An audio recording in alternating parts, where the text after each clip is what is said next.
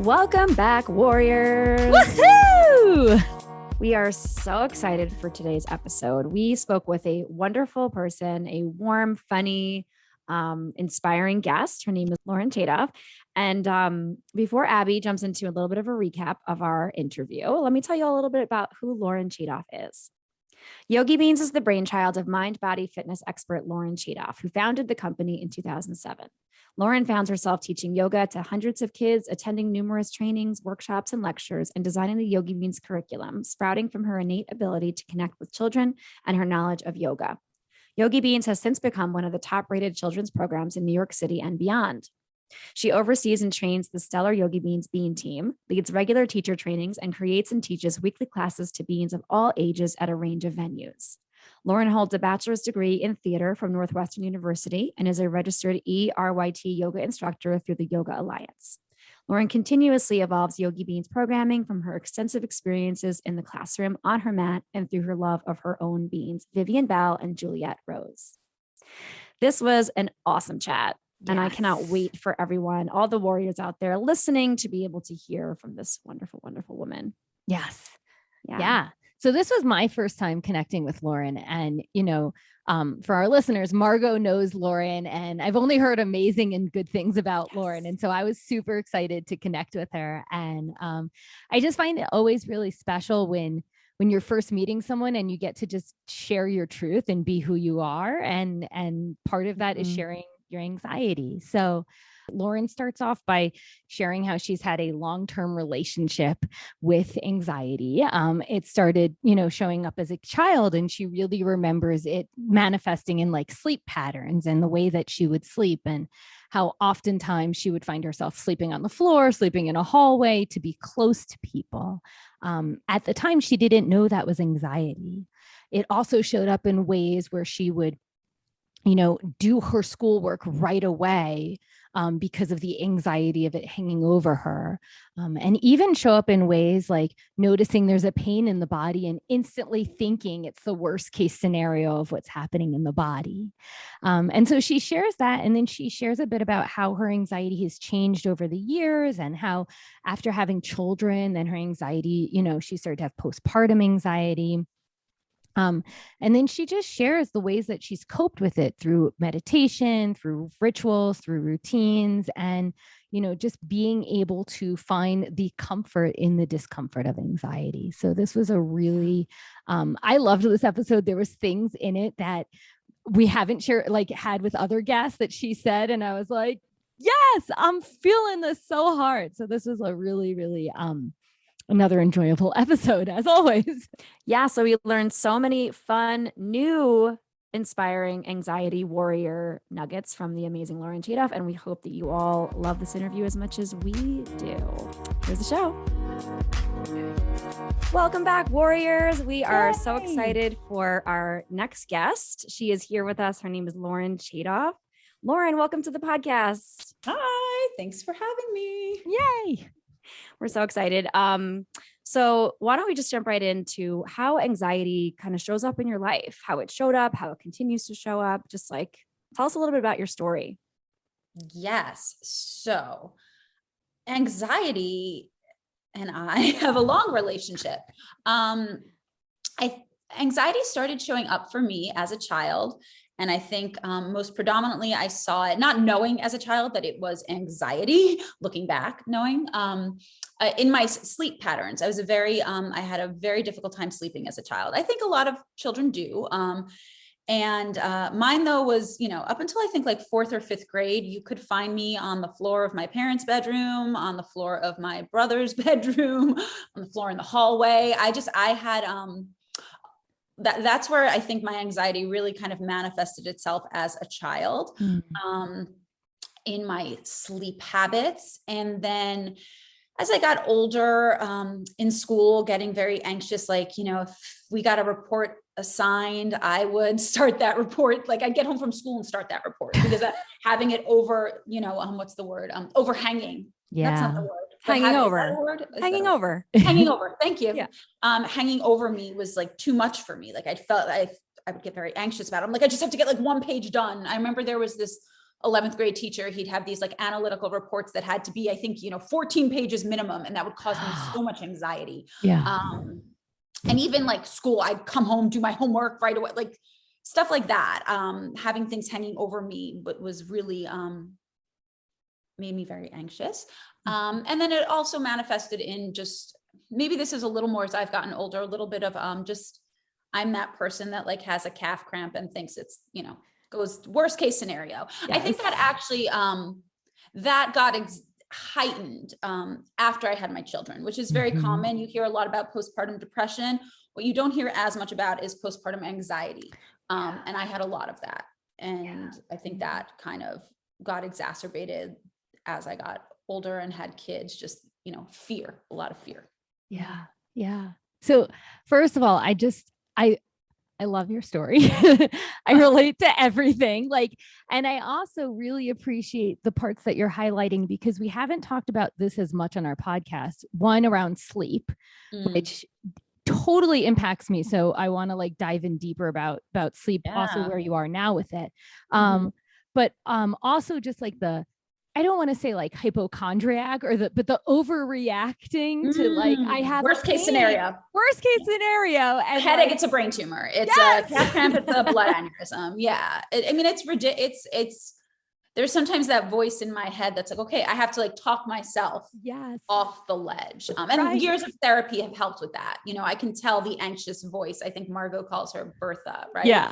I have that anxious voice where I can be like, okay, Lauren, this is the anxiety talking. Not to slowly step back, Right. But in those moments, I feel you 100%. Even now, I have a weird thing in my leg and I'm like, it's gotta be a blood clot. It's over. Yeah, totally. I've been getting calf cramps. I'm like, oh God, this is it. This is it. Yeah. I love how you're like, it's gotta be a blood clot. There's nothing the only else. Option. Yeah. That's how my mind, it goes to worst case. Yeah.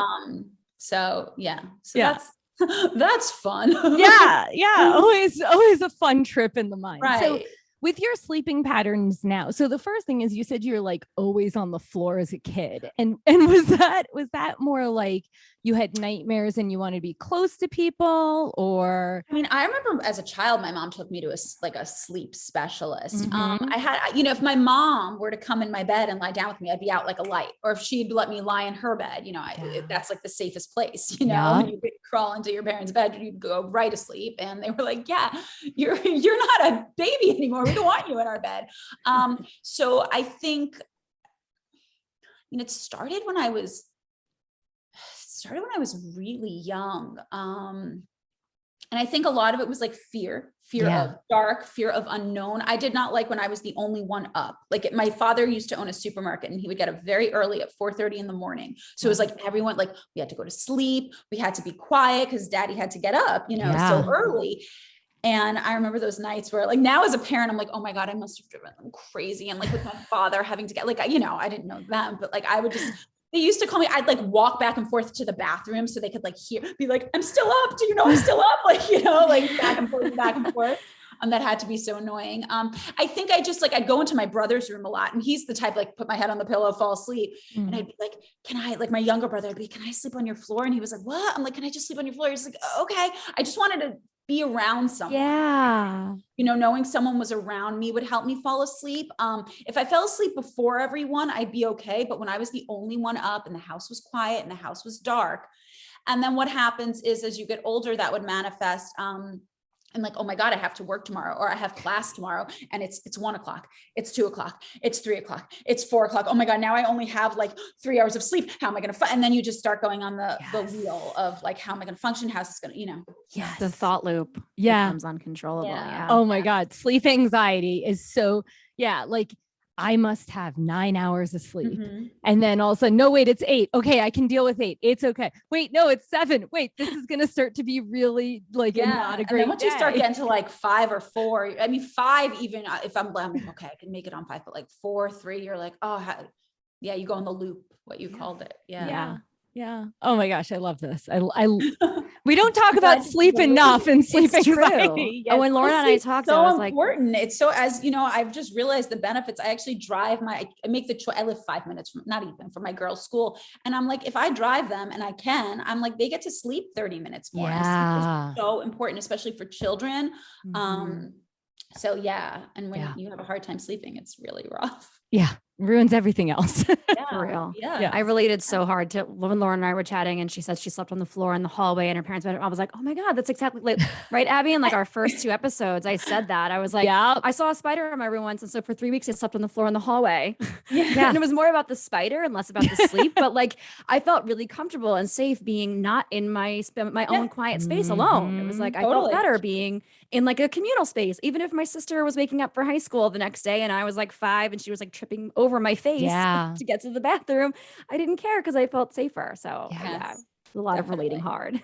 I feel like ultimately, like all behaviors communicating these like unmet needs. And for us, we didn't know we had anxiety, but it totally manifested in like sleeping in hallways and stuff. Right. It manifested in sleeping in hallways. Lauren, you had told this, which I thought was so interesting. You shared a little bit about how you felt like you had a little bit of a predisposition to anxiety because of some stuff you had learned as you got older about genetics, your family. Yes. So my grandfather, who I was very close with, we had like a very tight bond, phenomenal man. And he had very bad anxiety, like crippling anxiety. My anxiety is like, I call it like functional anxiety, and his wasn't. And this was in the probably like early 60s when no one spoke about these type of things, social anxiety.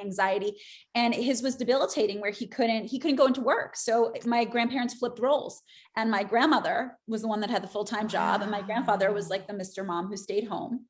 And, that caused a whole sort of issues for my mother, but that's a whole other story. But, he wanted to do his part, but he had such bad anxiety. He couldn't.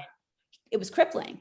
So they switched roles, and my uncle, my mom's brother, he passed very young when he was 29. And a few years ago, my mom found his journals, and I've always been very intrigued and interested in him because I never met him. And I feel like I'd have like a strong connection with him. There's a lot of similarities between us. So she gave me his journals and I read them and I was like, oh my God, the first entry starts about his anxiety.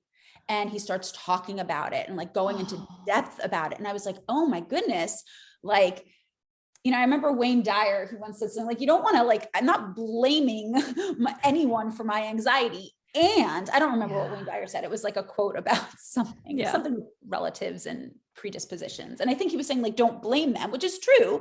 And I do believe that I do have some sort of predisposition. I think what he was probably trying to say is don't let that be like, oh, I'm predisposition to anxiety. Now I'm anxious. Okay. Maybe I am predisposition to it. Like, how do I work with that? Because I do think looking back at my grandfather and my uncle, like, they had really bad anxiety. And I think I've realized it more too. My husband, he's not an anxious person. So I don't know if either of your partners have anxiety. However, when you're partnered with someone who doesn't quite understand it, they can try and sympathize, but they can't really empathize. And that's sometimes, like, that's hard. Or like if he does have anxiety, which is not often, I'll be like, God, what is this feeling? And I'm like, that's called anxiety. He's like, it's terrible. I'm like, I know. Hello. In my world. I live with it every day. Like, yes. So wow. Well, I mean, the first thing that we can't dive into too much right now, but what is so fascinating is that 2 men, right, in your family had anxiety when anxiety wasn't spoken about when we were kids. Right. And these 2 men, and there's so much stigma around like men, get it together, provide for your family, right. Don't have feelings or emotions. And so how that like just how hard that was for them. Right. All of those challenges. Yes.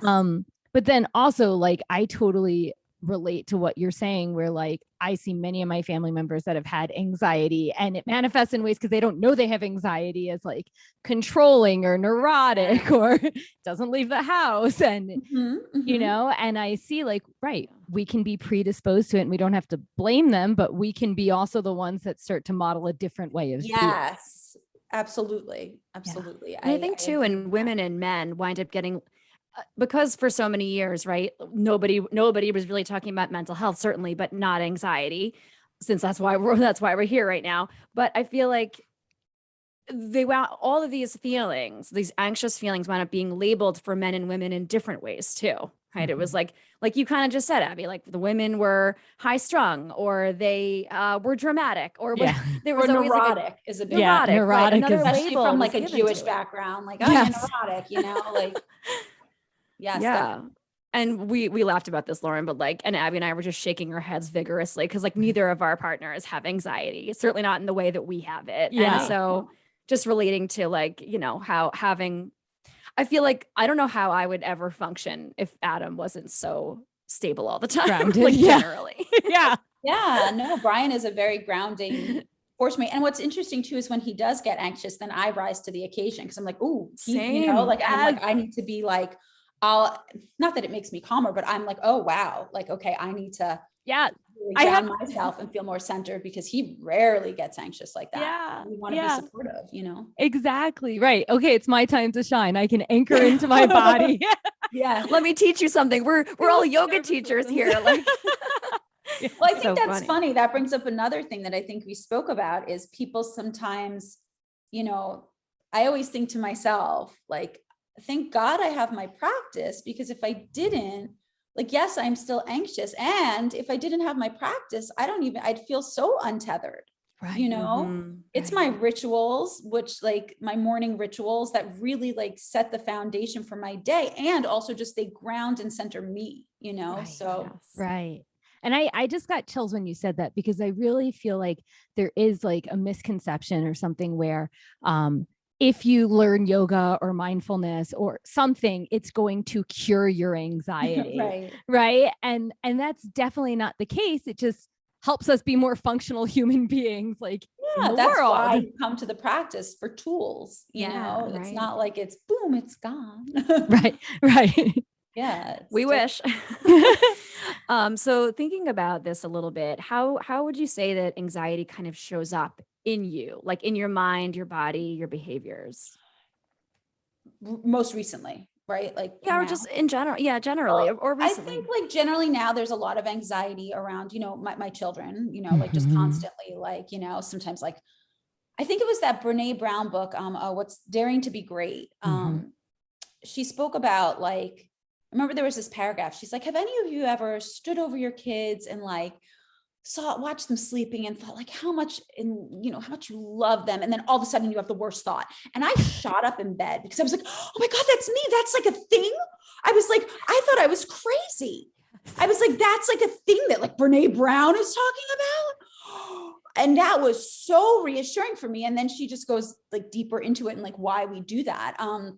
And I think, you know, definitely around my children and health, those are things that like my anxiety definitely, I see it manifest and loop on, like specifically postpartum anxiety. And that's when I got back into therapy after my girls were born, after actually the first one was born, because I was like, oh my God, these thoughts, they're not debilitating, yet they're driving me crazy. And I need to know, like, is this normal? Like, what's going on? How do I control them? I also have a lot of, you know, I believe in like attracts like, right? So then my anxious mind starts going, well, if you're thinking it, it's going to happen, you know? So then I get into like, I mean, that's like a layered loop. And I start thinking, but if you keep thinking this, Lauren, you're attracting it, you're bringing it into your life, you know? And then I have to have a therapist tell me, okay, that's not how it works. Like, you know, like, and even though you know that, no, it's sometimes need a sounding board. Right. It's such an exhausting cycle. I mean, exactly that part. It's like, I know the Brene Brown part you're talking about. She also like does a Netflix special where she talks about it too, where you like love someone, a partner, a kid, and then you just have all these thoughts of like losing them or worst case scenarios. And then you're like, oh my God. Yeah. You feel like a horrible person, but then also you're like terrified. You're like, oh my God, I put that thought into the universe. Now what? And like, exactly. I mean, I've been lying in bed and I'll like shudder or something. And my husband's like, what is wrong with you? And I'm like, nothing. Like, I'll think something and it makes me like jolts, you know? And I'm like, God, that's not normal. And I think it's more normal than we think. It is. And yet it's such an unsettling feeling, you know, Yes. and hence I'm saying right before bed, I do find too, my anxious thoughts. And I remember a therapist told me this, I wake up, and I wish I didn't. I often wake up feeling anxious or nervous. You know, I want to wake up and be like, thank you, God, for, I heard someone once say, connecting my body and my spirit. And I love that, right? Like, thank you just for waking up. And I kind of wake up and I'm like, oh my God, okay. Like, you know, I have to like, so that I see it show up in the morning. I see it show up around my kids, around my body. Those are the big places. And like, what a way to we're going to get into that. Okay. Yeah. Driving. But it's like, what a way to wake up, right? Like for people that don't have anxiety, like we said, they don't really understand the experience, right? And it's not just like anxiety is something that like, oh, I'm worried about something I have to do in the future, and now I have anxiety. It's like, no, we can just wake up with anxiety and have to start our day like that and navigate that challenge before moving on through the rest of the day, or just carrying it with us. You know, it's like, yes, no. And a therapist once said to me, when I told her that, she actually told me, she goes, that's actually very normal. And I was like, oh, good. Okay. You know, because I was going there to talk about my anxiety. Like I sought out someone who like specialized in anxiety, and she's like, that's a normal thing because, you know, I want to wake up. I have so much to be grateful for. And I want to wake up with this feeling of like, oh, another day, like, you know, and yet I wake up and I'm like, oh my God, you know, that just that feeling, you guys, the pit, right? Like I wake up with that like feeling, and I'm like, why? And then I go into my morning ritual, and I do like meditation and morning pages, and that helps get it out, you know? So that's useful. I love that you have anxiety about your morning anxiety. Just made me laugh. I have anxiety about my morning anxiety. I mean, I don't mean to laugh. I'm not trying to laugh at you, it's but funny. like generally. I find for me also, like one of the best antidotes to anxiety, you have to laugh. Yeah. I mean, you have to. Yeah. You just have to. Yeah. So please, anxiety. Yeah. Anxiety. That's pretty funny. I mean, it's exactly that. Like in the moment, it's exhausting. Like, especially like, oh, I have a pain. Is this cancer? Right? It's exhausting. But when we can just talk about it with community who understands, we can laugh about it because we know how ridiculous it is, but we also know how exhausting it is. It's like, yeah. And then you can feel validated, right? Too, like knowing, but it is normal as someone who lives with anxiety to experience those thoughts and feelings. It's completely normal for an anxious person. You told this really awesome story in our call, and I'd love our listeners to be able to hear a little bit more about it. You called it a game changer for you. It was after college, I believe. You went to see a doctor when you were dealing with an eating disorder. Oh, yes. Can you tell us a little bit about that? Yes. So I had throughout high school, and I guess my freshman to junior year of college, I struggled with an eating disorder, and it got pretty bad in college where, you know, the RA was like, are you okay? And I came home and my parents were like, yeah, you can't go back to school unless you get help. So they took me to this excellent doctor in Long Island at the time. He was very well, he had a book like Dying to Be Thin. His name was Dr. Ira Sacker. And he was this like New York Jew, and he spoke like this, and he was very charismatic. And, he helped me tremendously. And I remember that first session I went with my parents, and then I saw him maybe like once or twice during like that winter break. And then I started seeing him in the summers when I got home my freshman year. And I worked with him for one summer, and he definitely, there was a big shift after working with him. And he gave me this book. He was like, you got to get the blinders off, Lauren. And I was like, what are you talking about? He's like, I'm going to give you this book. And it was called The Dragon Doesn't Live Here Anymore. And it was my first it was a spiritual book. And he gave it to me, and he was like, all right. He's like, I want you to ignore anywhere it says Jesus Christ. Don't freak out. He's like, just read the book. And I was like, okay. Like I was 19 or something. I'm like, okay, sure. And I read the book, and it really did. It took the blinders off that, like, I'm not just this body, and I'm not my thoughts. Yeah. Like I'm more than my thoughts. And that to me was like, wait, I had to literally wrap my head around that. Like, oh, I can change my thoughts. I have power over my thoughts. And then I got really into reading like Conversations with God, Neil Donald Walsh. And that's where I really started my my spiritual journey, I guess. You know, I was practicing yoga in college, and at first it was just for the asana, right? It was like physical based. And then I was like, wait, there's so much more than just the physical. And that's when everything kind of opened up for me after that first book. And then I just kind of dove in, and yeah, since then. Wow. Yeah. Wow. The dragon doesn't live here anymore. Check it out. I still have it downstairs. Yeah. And like, I mean, what a gift at such a young age. Like, we're all kids yoga teachers. And I am assuming that we want to teach kids because we're like, let's give them tools we didn't get till we were older, right? Yeah. But I look back, I'm like, oh my God, if I knew any of this when I was 8 years old and struggling. Right. Who would we be now? But even so, like, you still got it at a pretty young age. Like, just that, like, not every thought you think is true. You're not your thoughts. Huge shift for me. Like a really, you know, that was a pivotal moment. Yeah. Love it. So you mentioned this really briefly a moment ago, but I want to dive a little bit deeper in it. You talked in our chat, you talked about how your anxieties kind of changed over the course of your life, how it's shifted through the seasons of your life. And I think so many of our fellow warriors can relate to experiencing different types of anxiety during different stages of their life. So you mentioned driving, and I want you to share more about that, because I thought that was really interesting. Yeah. And so share with us just a little bit about, like, and you also said about postpartum depression and anxiety a little bit. So, like, if you can just elaborate on some of that stuff. Sure. So driving. So when I was in college, I went to college in Chicago. I drove from Chicago to New York by myself. When I was in LA, I drove all over 405 everywhere. Then I moved to New York and I stopped driving for a while, because you don't really drive in New York City.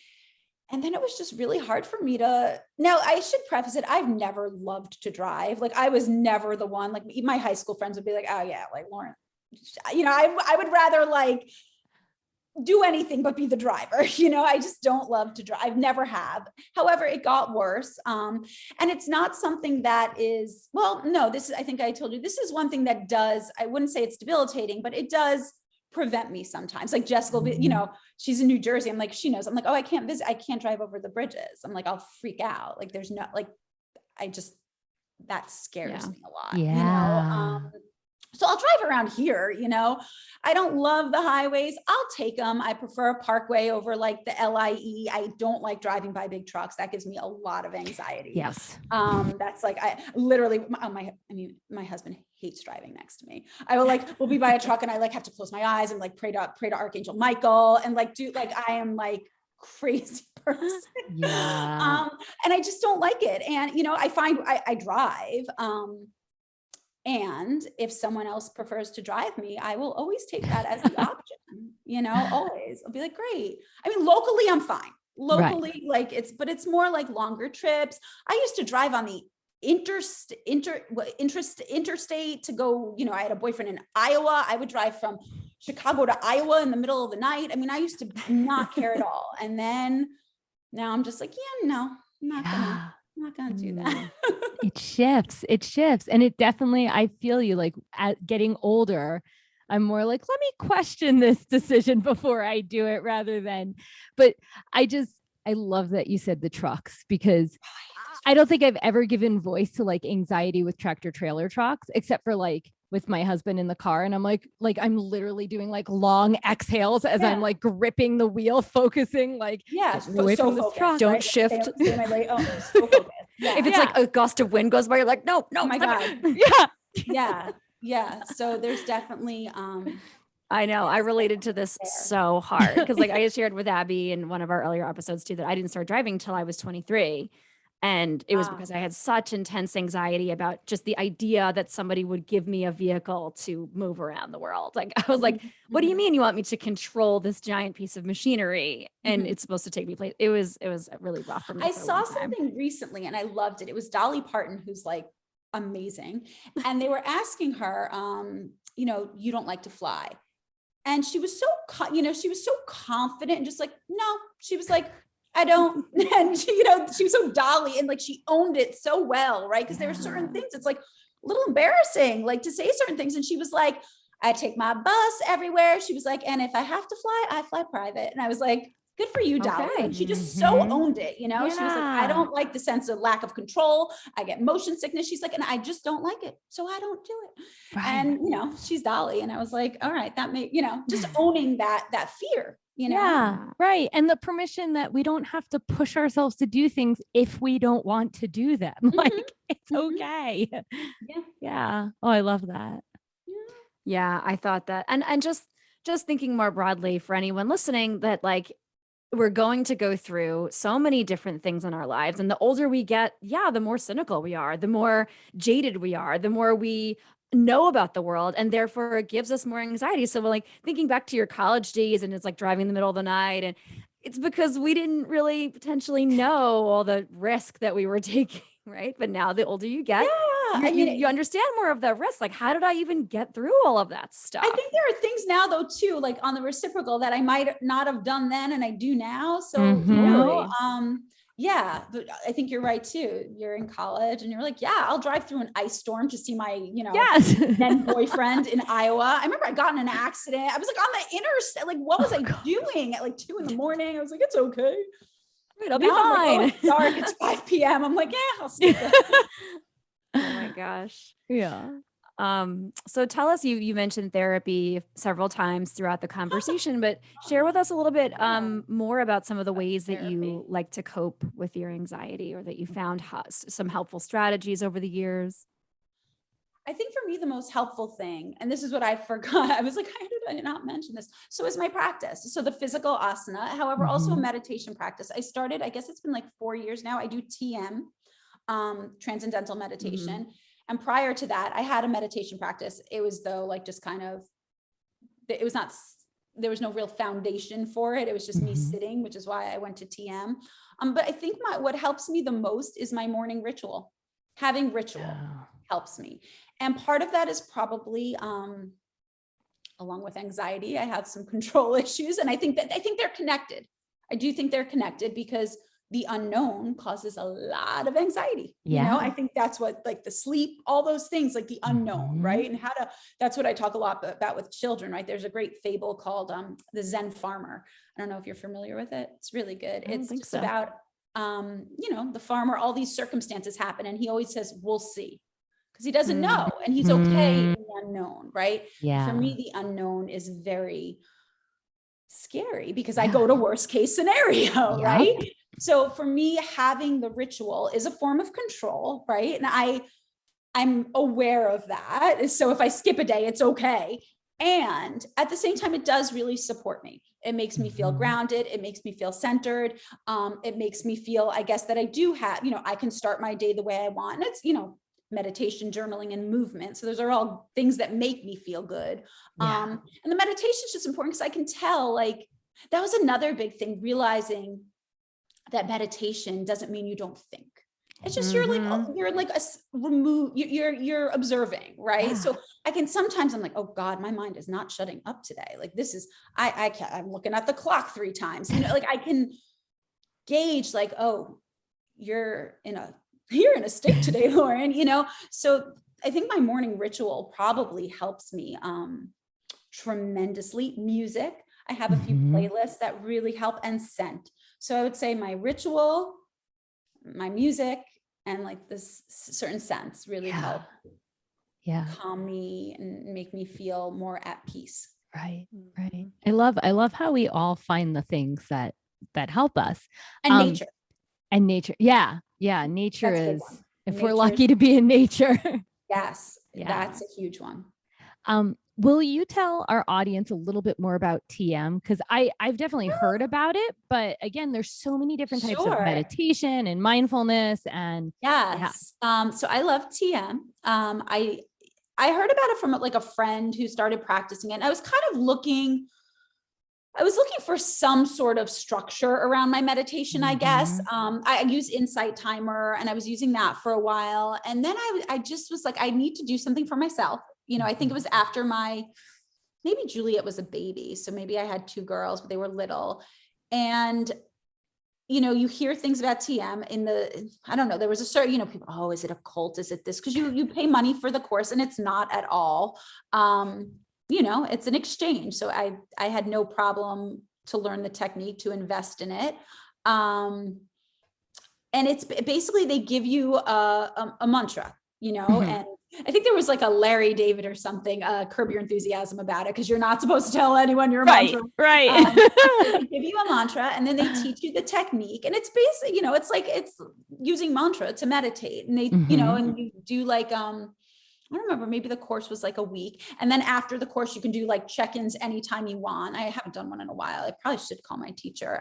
And they just either call you over the phone, or you go to the you know, the TM office where you are, and they'll just do like a check-in with you, make sure, ask you questions. They'll do the practice with you, ask you how you're feeling, if you have any questions. And yeah, I'd say it's like mantra-based meditation, which is good, because when your mind is spinning, you're like, oh my God, you go back to the mantra. And yeah, you know, you can do it anywhere. You know, I've done it except they say like, don't do it when you're driving, because you want your eyes closed, but you could do it while someone else is driving. I've done it on a train. Like, you could do it anywhere. You don't have to like sit in sukhasana or cross like a position to do it. They'll say you can like recline a bit, which sometimes I find myself knowing the body, I'm like, I really should sit up more. And sometimes I get up early before my girls to do all this. So sometimes if I'm just really tired, I'm like, hey, I'm reclining. It's better than nothing, you know, so I try and get out in my living room and do it there, but sometimes I'll just lie in my bed and close my eyes and do it.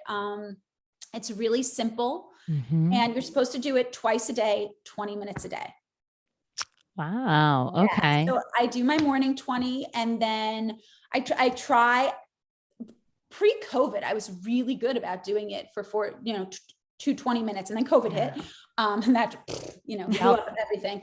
And it was really hard to find that 20 minutes when you had like no structure and stuff. And that's been harder it's getting easier now that my girls are back in school.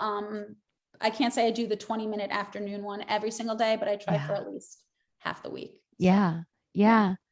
I know it sounds like a lot in the beginning. I was like, what? Right. Yeah, 40 minutes. You know, I'm like, that's crazy. I like do like 5, you know? Yeah. Yeah. But you get used to it. So that's, I love that. Do you have any other questions?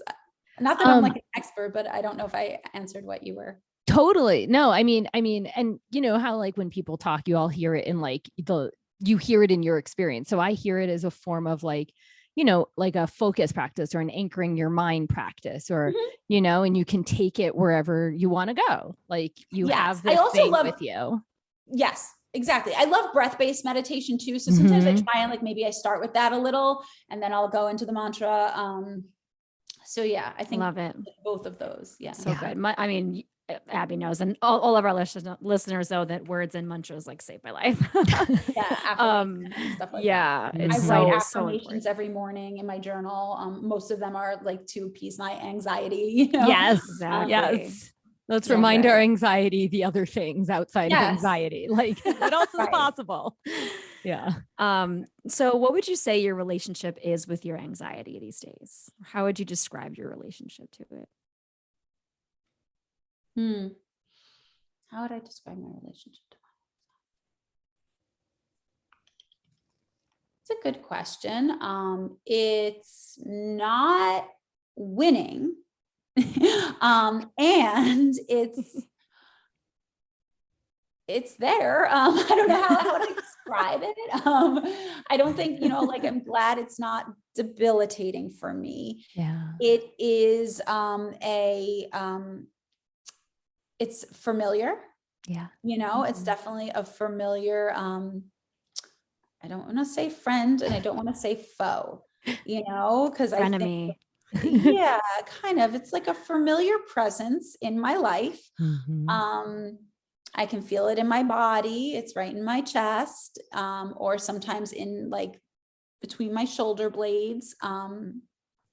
Actually, probably more anxiety is more in my chest. Stress is more in the anxiety leads to the stress, but stress is in my upper back. Yeah, I would just say it's a very familiar, it's comfortably uncomfortable. Yeah. It's comfortably uncomfortable. So beautifully said. Yeah. Agreed. That's it. I feel that. Yeah. All right. You could go back in time and speak with a young, vibrant, exuberant Lauren. I mean, you're all those things now, but you can go back to younger Lauren and give her a piece of advice. What would it be? to watch your thoughts and know that you have the power to change them. Yeah. You have the power to change your thoughts, and you're probably teenage Lauren, like you're more than your body, you know, so much more.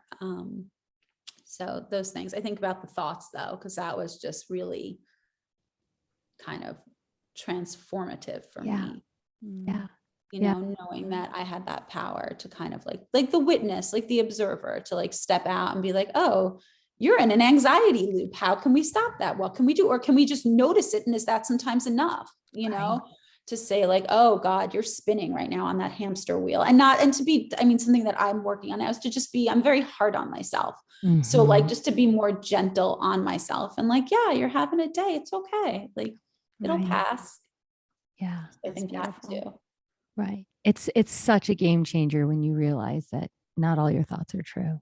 Right. Yeah. It's like, it's that, oh wait, all this time I've been telling myself I'm not good enough and I'm not perfect and there's all these things wrong with me. And wait a second, that's not true. Right. And then what could be true? Yeah. Right. The potential, you know? So I agree completely. That's probably what I would tell myself. Like, you know, your thoughts, you can control them. You are in charge. You know, the mind, I think this was I love Wayne Dyer. I think he said the mind can be slippery, you know, and I love that. The mind can be very slippery. Yeah. I like that. Yeah. Slippery is such a visual word. Yeah. Yeah. With kids, sometimes I'll tell them like meditation, we want to smooth the mind. You know, we want to make the mind smooth and like, instead of slippery where it's like going all over the place. Right. And it's hard to catch when it's slippery. Right. It's going to slip through your fingers. Like it's just, you think about something slippery, it's all over. So it provides so many visuals. All right. Final question before we get into some lightning round. What does being an anxiety warrior mean to you? I think it's learning how to live with your anxiety, you know, kind of what it like, make friends with your anxiety, you know, like what we tell the kids when we teach, like make friends with these big feelings, you know? So I think being an anxiety warrior is learning how to make friends with your anxiety, and once we make friends with it, then sometimes we can make it get a little bit smaller. You know, basically, I always think what I'm teaching the kids is just what I need. So it's, you know, it's making it get a little bit smaller. And so it doesn't become crippling. Yeah. So it doesn't become crippling and it doesn't become debilitating. You know, we make friends with it so it can become a little bit smaller and we can talk to it or talk ourselves out of it and live fulfilling lives. So good. Yeah. So good. All right. Thank you so much. We're going to have some fun now. Oh yeah. I love it. So excited. So Abby and I are going to go back and forth. We're going to share just like a getting to know you fun, probably silly because it usually is question. Yeah, that's okay. I'm down. And I know your game from a drama major and public speaker extraordinaire. All right. So Abby, you want me to go first? I do. Yes. I'm pulling up my questions right now. Okay. Lauren. Yeah. We know that you are an equal office nerd. Oh, We yeah. are. Oh, you love your MGS, Michael Gary Scott. Love Michael Gary. And you have a beautiful singing voice. Oh, God. So I want you to sing any line or the whole song that's from Hunter's album in Dinner Party. Oh, hold on. I can hold on. If you need the first line, I can help you. No. I have to get it. I have to think about it. It's Babe. It's Dinner Party. Babe. It's one of my favorite episodes. You took me by the hand and made me a man. That one night made everything all right. Right. Yep. Yes. Oh my God. You took me by the hand, of course. You got it. Man, that one night made everything all right. That one night, babe. That one night, babe. That is so good. Episode I'm watching tonight now. Dinner Party is classic. Dinner Party is like one of my top 3. Yeah. So, okay. So now I'm just going to riff now. So if you were one of the characters from The Office, who would you be? Who would I be? Okay. Who would I be if I was in The Office? Oh my God. Who would I be? this is a lightning round. I should just like say it, right? I don't know. I don't know who I'd be. Who would I be? Who would I be? Who would I be? I don't know what I'd be. I want to say Pam, but I don't think I'm very Pammy. Don't call me Pammy. Don't call me Pammy. Don't call me Pammy. Don't call me Pammy. I don't know. Would I be a male? Would I be, I'm not an Angela. I'm not a Meredith. I'm not a Phyllis. I'm not a Pam. Am I a Jim? I don't know. No, I'm not a Jim. I'm not a Dwight. Are you a Carol? Karen? Maybe I'm a Karen. I might be a Karen. Okay. I might be a Karen. I'm gonna Being a Karen is such a derogatory phrase these days. I'm not that type of Karen. Karen Filippini. Yes. I know. It's just funny. Great. Like I might be a Karen. Just sounds very I loaded. know that's gonna be my soundbite. I might be a Karen. Maybe, I don't know. Or I'm like, am I Oscar? I don't know. I don't know. Oh, God, I can't answer that. And I really need to ponder that. We'll just go with Karen for an answer. We'll go with Karen. okay. I don't feel that's It's not resonating there, it's not but it's the resonating. closest for now. Sure. I always feel like a hybrid of different characters myself. Yeah, You know, Karen, we're not just all Karen, one 'cause character. she's like a boss girl. She's ambitious. She wanted the job in the city. Mhm. I get Karen's ambition. So like, I'll go with Karen for her ambition. And I feel Okay. I've been on the stick of unrequited love as like a high Mhm. schooler and her and Jim. So we'll say Karen. Love it. Okay. You could pick up and move to anywhere in the world, like tomorrow. Where would you want to go? Hawaii or Yes. Santa Barbara. Oh, so beautiful. Yeah, Hawaii or Someplace warm and sunny. Yeah. Yes. By the beach. Yes, please. That's right. By the water. So, Yeah. all right. So you said that music is one of the ways that like it supports you. So Yeah. what is your like go-to song to energize you? To energize me, I'm gonna say I love it's a Queen song. It's is it Don't Stop Believing, or is that Don't stop me now. Yeah, thank Having you. such Yeah, a yeah. good That's time. like when I'm washing dishes at night, like I do a dance party to that. Yeah. Love Don't it. Stop Me Now. I love, that's a great song Good that one. always gets me going. Yeah. Anytime I That's a put great on Queen, I'm always like, oh my gosh, Queen's always amazing. Like I'm Queen's always amazing. I was in the car with Juliet. This was last year, and we were listening to that. And we were like rocking out. Some guy rolls down the window. He's like, "Are you listening to Lori Berkner?" And I was like, "Queen," and he was like, "Even better," because Juliet was gosh. bopping around and stuff. So yeah, Queen's great. That's right. You got to raise your kids. Everyone's got to be raising their kids to listen to the classics. Yes. Listen to the old school rock. I love it. Yeah. Okay. Final question from me. What is your favorite animal, and can you make the animals sound, please? And thank you. Oh God, I have like two. Okay. Let's hear them both. Two works. Okay. The first, I love my doggy. I have an amazing doggy, Buddha. He's been super quiet and great. And I'm very much a cat person. I have like a colony of outdoor cats. I love, and I will get another cat soon. Don't tell me. He's like, our house is too small. He's like the dog right now. We can't take another animal. But I love a cat and cat with Oh, yeah, it's a little too good. I know. I like It's it. a little too good. And then I love dolphins, and dolphins, they have a sonar. So they're like,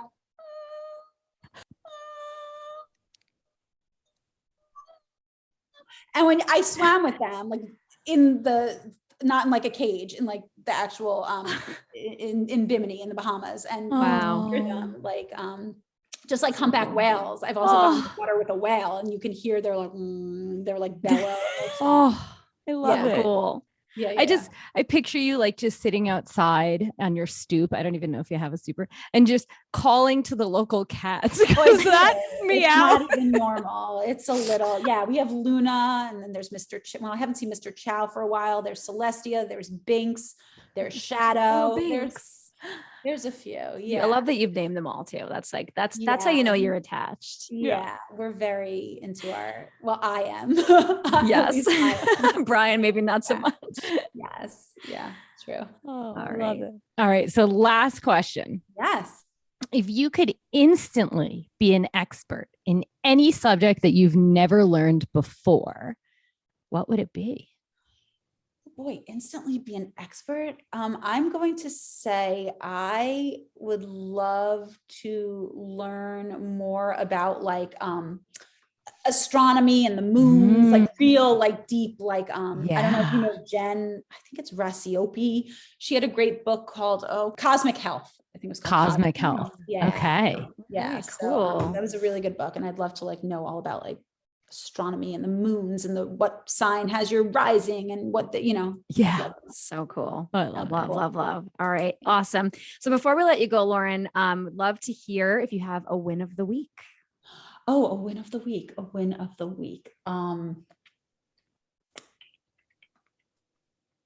Or just well, we had a recent successful, win. I'm going to say we had a successful Halloween yesterday. And my little one looks forward to that holiday for 364 days. And I think they had a good day. So, I planned some activities for them. It went pretty well. So I'm going to go, that's my win. My girls had a really fun Halloween. And after what kids have been through these past 2 years, I was really happy about that. That's a huge win. Had a good day. Yeah. What did everyone dress up as? What were the costumes? We had a little, we try and do for the past 5 years, we've tried to do a family theme. So my girls choose the costumes. They wanted to be angels and devils. And I was the fallen angel. And then Brian was a judge. So it was like a judgment day theme with the angel, devil, fallen angel, and judge. Yeah. So it was cute. Very deep. Very creative. Yeah. Super deep.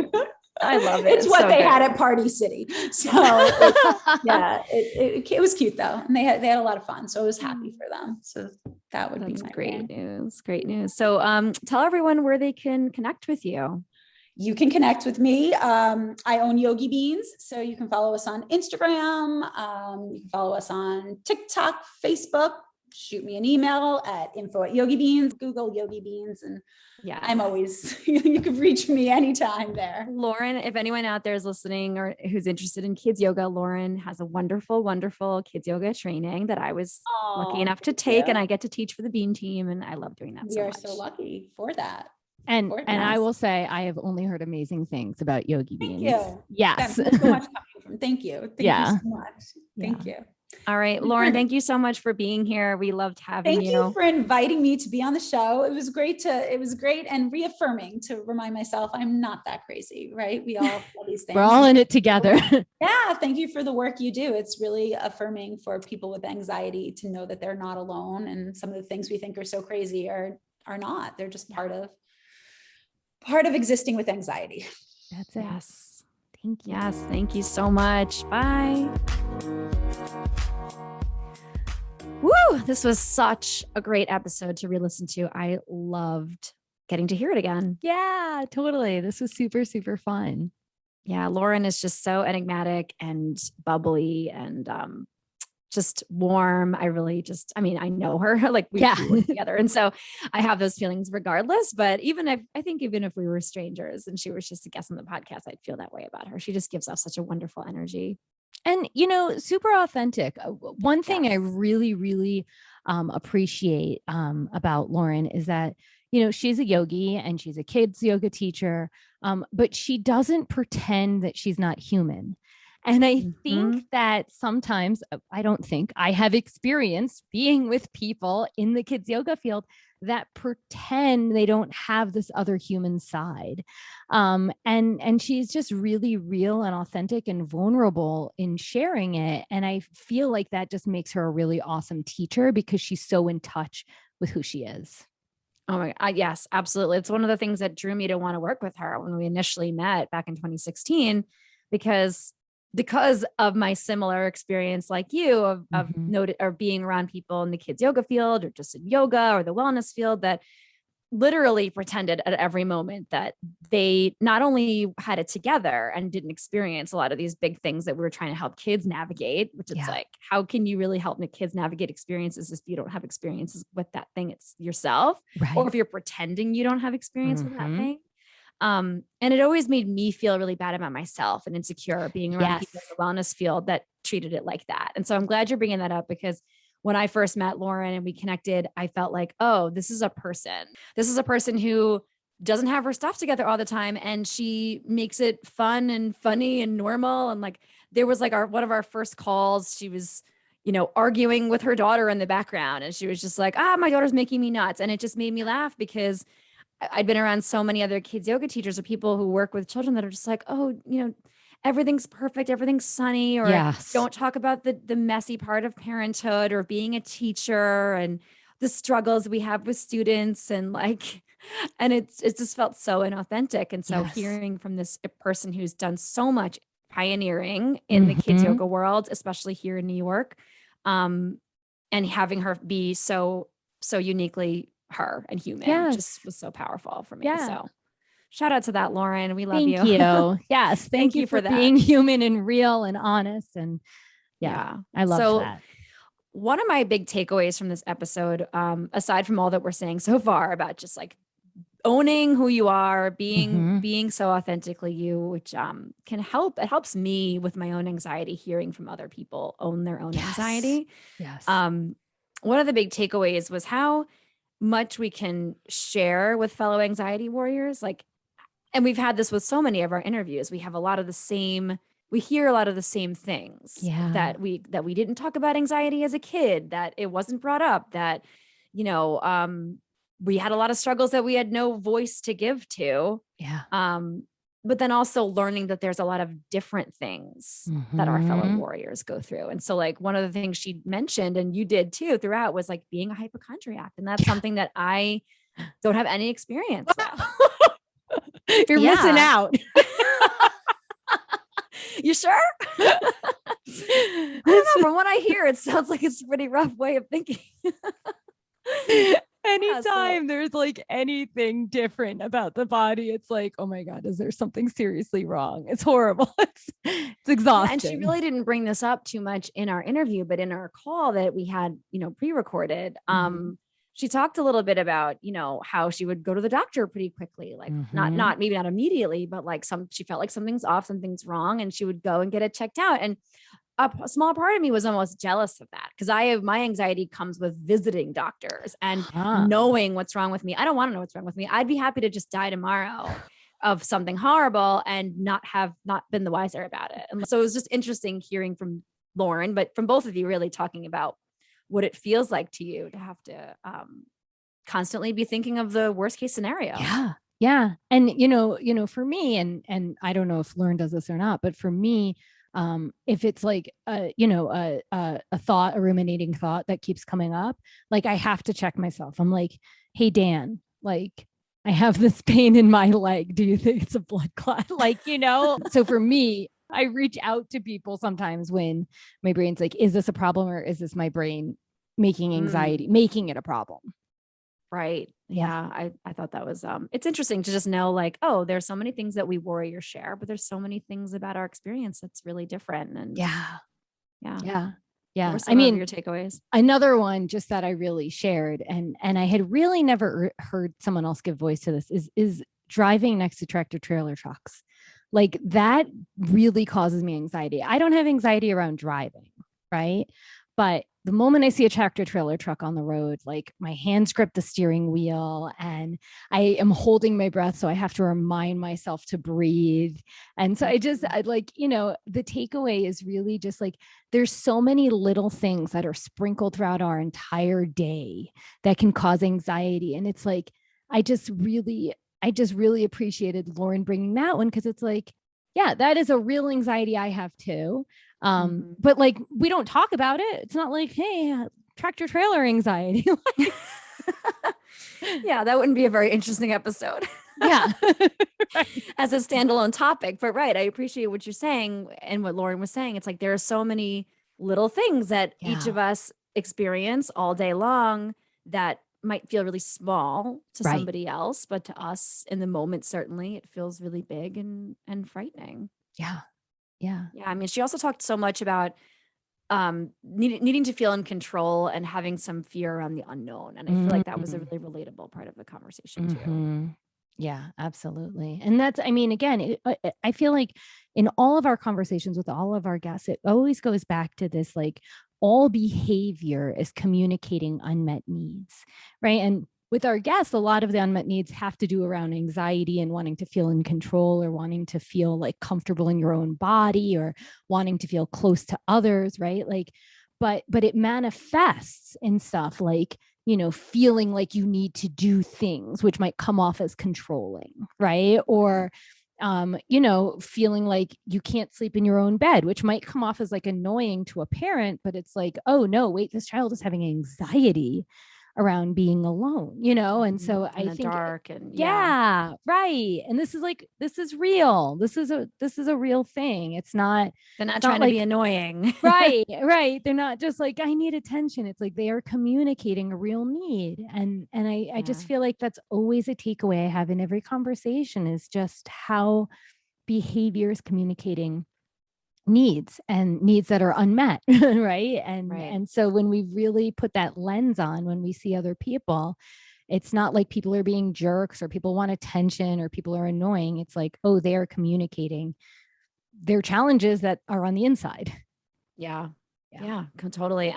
I love too the way Lauren kind of shares about the seasons of her life and how her anxiety shifted. And you've already brought this up a couple of times, like with, she used to be a cross country driver and middle of the night driver. And now she doesn't go over a bridge to New Jersey. I mean, that's huge. And just dealing with postpartum anxiety and how that's different from postpartum depression, which that alone gets such a bad rap. And like people talk sometimes so negatively, or they don't believe in postpartum. It's like, please, you don't know anything.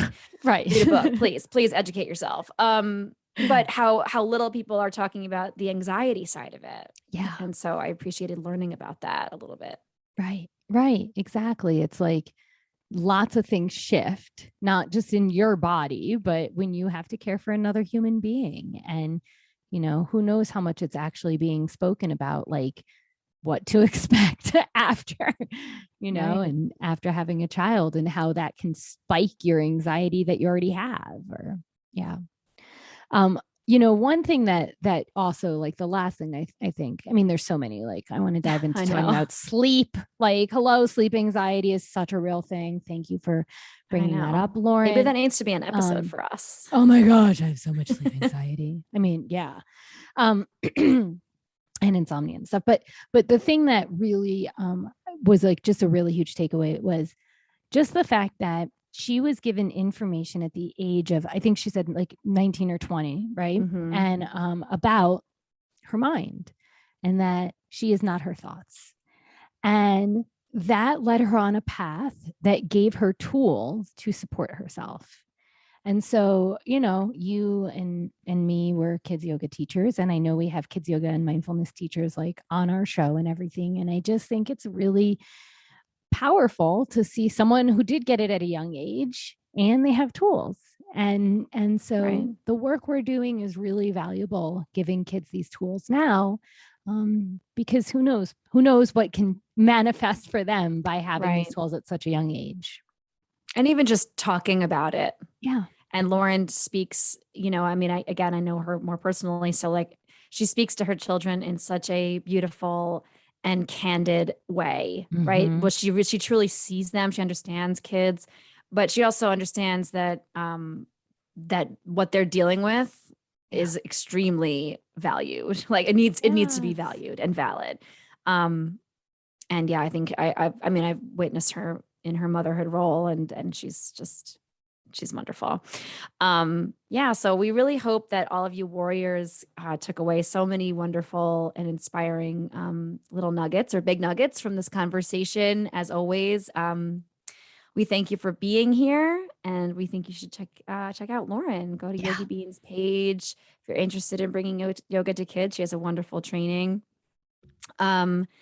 And we love you. Yes. We want to hear from you. Send us a DM or an email. We are at anxietywarriorspodcast@gmail.com. Send us your wins of the week. If you're interested in being a guest on our show, let us know. If you have topic ideas for us, things you haven't heard us share about yet that you think would be great. Maybe sleep anxiety, I think is going to, thank you, Lauren, might be an episode for Abby and I to explore. Yeah. If you have any other ideas, shout them out. Let's hear from you. And then also we're over on Instagram at Anxiety Warriors Podcast. Lots of silly dance reels and fun carousel posts with tips and tricks and wonderful stuff that we share over there. So come join our podcast family on IG. Yes. So thank you all so much for going on this journey with us. We are so grateful you're here. Till next time.